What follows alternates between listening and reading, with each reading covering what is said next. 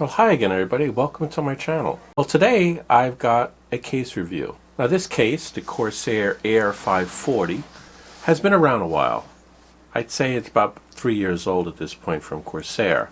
I purchased it about 6 months ago, maybe a little bit more, as the case I'd like to use for my supercomputer, which I'll probably do toward the end of the year, maybe early next year, once I buy the parts, well, once some of the parts are available that I'd like to have. I'd like to first review this case, and then once I've reviewed it, I'm then going to load in my all AMD build, and I'm going to perform some tests on it. The same test primarily focused on the heat to see if that has changed at all in this case as opposed to the other two cases I've already tried it in. Got my Swiss Army knife here. Let me open this thing up.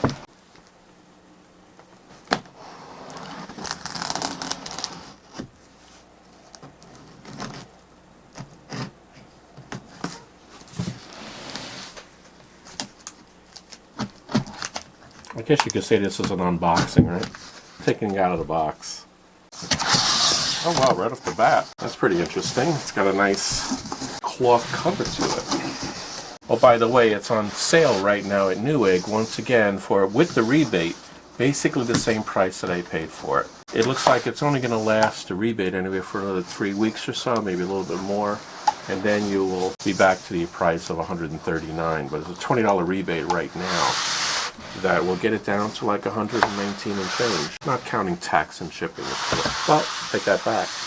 It looked like there was no shipping on it. But I'll put up the ad here from Newegg, and then you can decide whether or not any of it applies to your locale or not. I bought the white version. Okay, let's get this cover off of here.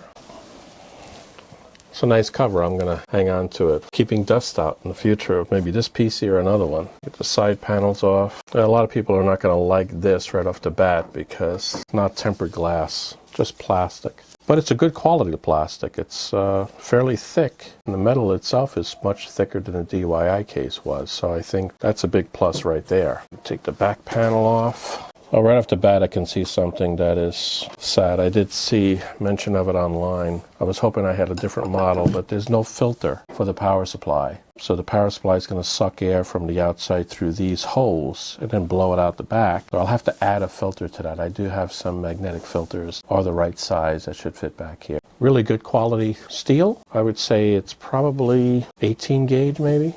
Not the super thick ones, but that's fairly good. Let me look at the front first. Oh, pretty standard set of front panel connectors and controls. Looks like a USB 3.1, two of them here. The standard headphones and microphone jack, power on button, reset button. This is the hard disk, got a little picture of a disk there. So I guess the power on is in the actual power on switch itself. That does look like that might be an LED behind that. It does have something that other people will be disappointed in, 5¼ bays, which I will probably use. If not for a Blu-ray reader writer, then I might use it for something else. But it's always handy to have those, even if I don't initially use them. Looks like they pop out fairly easily. Yeah, they do. They come right out. Go back in easy. Okay, let's look on the inside here. Manual, which I've already looked at it significant detail online. I may show some of the pages during this review or during the assembly of it. It's got the goodie bag. It looks like it's tied into the hard drive. Yeah, there we go. It comes out this way. Oh, it's got the screwless connectors. Corsair does that quite a bit. I like that.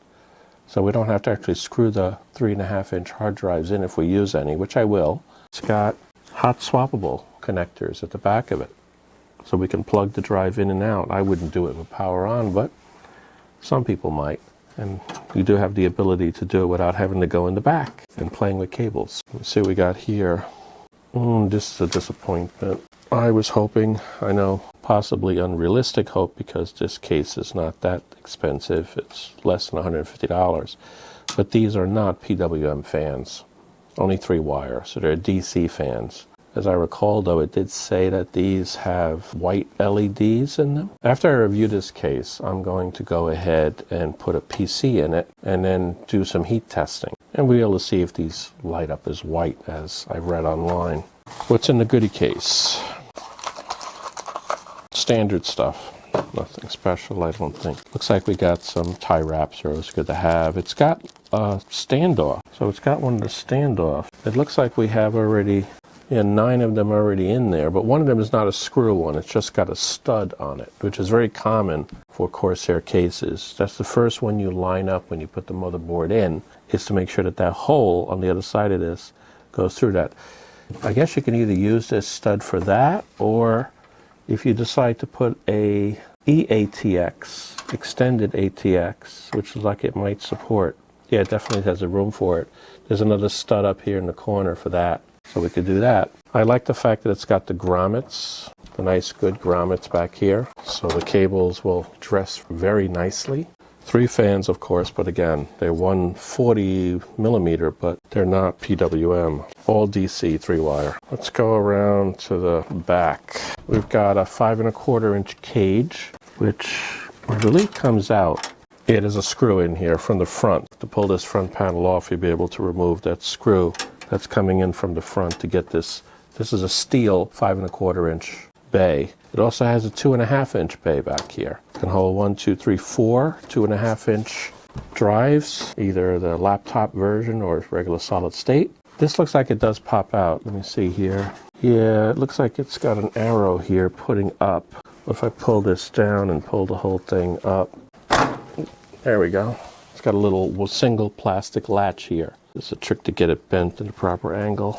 Has the catches, so should be able to just snap right back in again. It's got a little tray here that stops it. Also another hole in case you wanted to run cables through here. There we go. I guess if you wanted to put a large reservoir and pump for a custom water cooling loop, then you would have to take the 5 1/4 inch bay out. I don't see any other place to attach it, so it's external anyway. I think there are other options for that as well. What do we got here in terms of wires?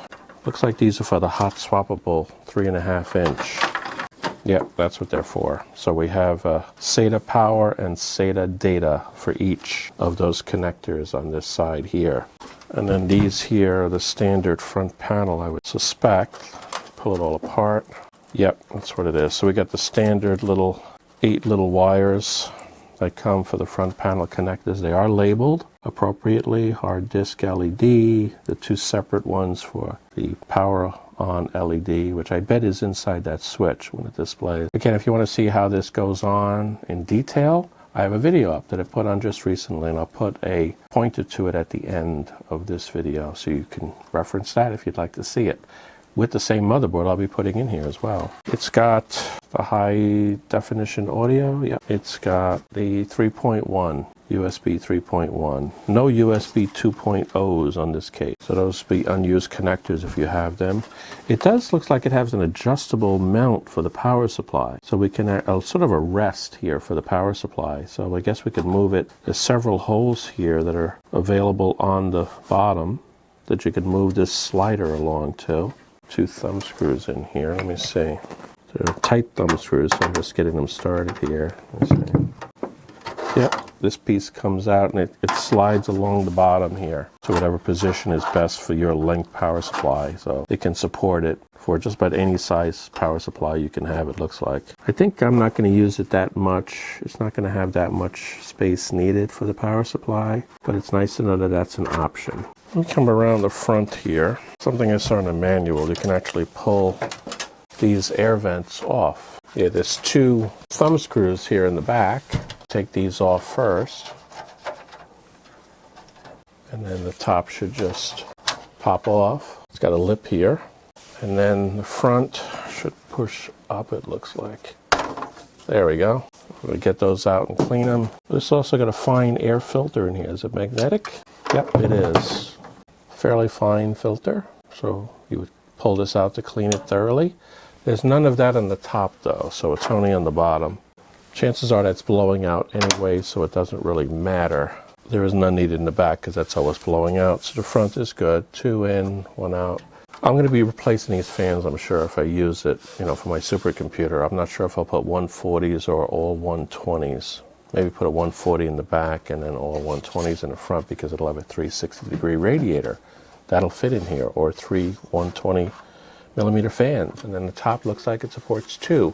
It supports either two 140s or two 120s, or a radiator, either a 240 or a 280. Oh, this does turn sideways, so you can actually have the case this way if you'd like. Can the feet move? It looks like the feet can move. I'll have to pull a little plastic rubber off the bottom and then I can move them. Or I can put new feet on the bottom as well, either way. If I wanted to hold it, I don't know if I'll do that, but that is an option. But you can't change the orientation of this, so the logo would get messed up, it looks like. I did see some of their newer, smaller, more expensive versions of this case give you the ability to turn that around, and I don't see that ability here. It looks like it's glued in place. Of course, you could pop it out of here and re-glue it pretty easily, it looks like. Let's get this back on. And then the top, the screw holes go in the back. There we go. And then those two thumb screws would go back on the back. Anything else interesting around here? Let's see. It'd be nice if these were metal, these drawers for the hard drives, but that's also the case with the 200R that I have my other engineering workstation in. It's just a plastic holder. They do lock in place though, so it's screwless really. No screws needed to put the 3.5 inch in and out. But let's see what we got here. It's got the PCI slot covers. Yep, it looks like they did what I would expect from Corsair. They made it so that these are first of all, they're all there, none missing, and they're reusable. So I can come in here and actually pull one of these out, and they're not destroyed, so I can reuse them. That's a good plus. I like that. That's a higher quality case for you. It's got a lot of air vents to it. I guess that's why it gives it the name Air, right?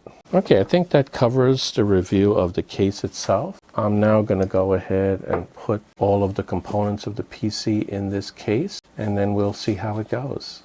I'll do the heat testing, and it won't stay in this case, as I said before. It'll wind up being transferred to the Thermaltake case.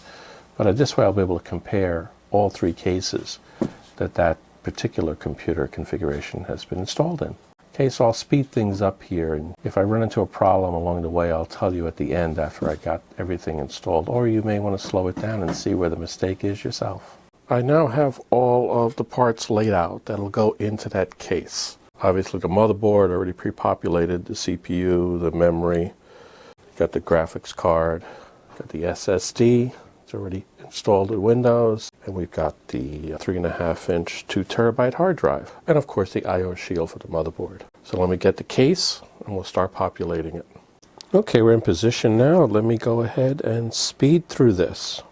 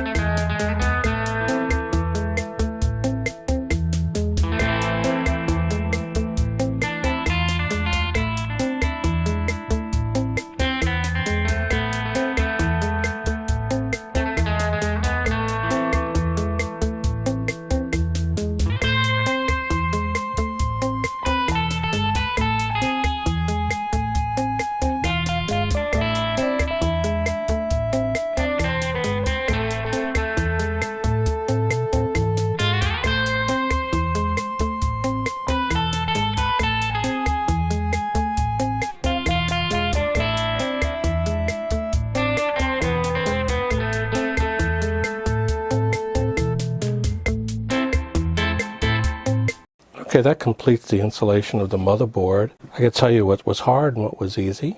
Basically, almost everything was easy except for this one fan. That's definitely a connector that you want to do. The one here behind the CPU. That's definitely one you want to do before you put the video card in. But everything else was a breeze, and I especially liked putting in the 12 volts for the CPU. That was so easy, it was unbelievable. Okay, let me see if we can fire this thing up.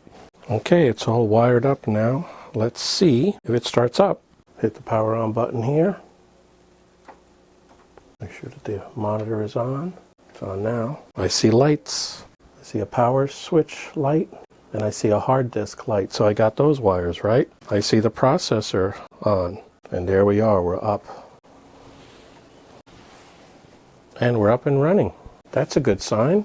I don't have the internet connected right now, but that's okay. I can still do the test. So if I come in here, I'll run one Cinebench. So Cinebench 64-bit. Let's see what we got here. Just to test it out, make sure it's working okay. Run the CPU test.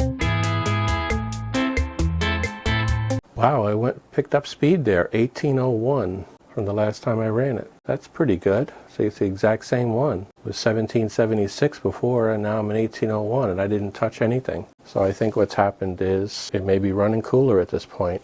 Okay, now that it's up and running, before I move any further, I'm going to go ahead and do the tear. Hopefully I don't mess this one up. Let's see how it goes. I'll put the mic closer so everybody can hear it.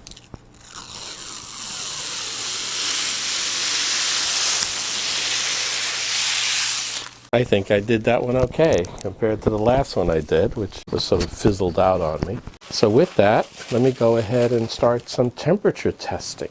Come in here, run PC Tools, Hardware Info 64. Okay, so here's the idling temperature. It's idling at 43.6. So that's not bad where it's idling. Okay, so it's idling at 43.6. Between 41.8 and 47, so it's bouncing back and forth there. So let's take the average of that. It's been running a minute. Let me go ahead and run Prime 95. So now Prime 95 is kicking in. We were at a minute and 15 seconds. So we'll let it run for 20 minutes, and we'll see what the temperatures get up to. Let me jump ahead here. Okay, so we're approaching 20 minutes. When this thing says 21 and 15 seconds, we're at 20 minutes. And it looks like the maximum temperature was 87.0 degrees.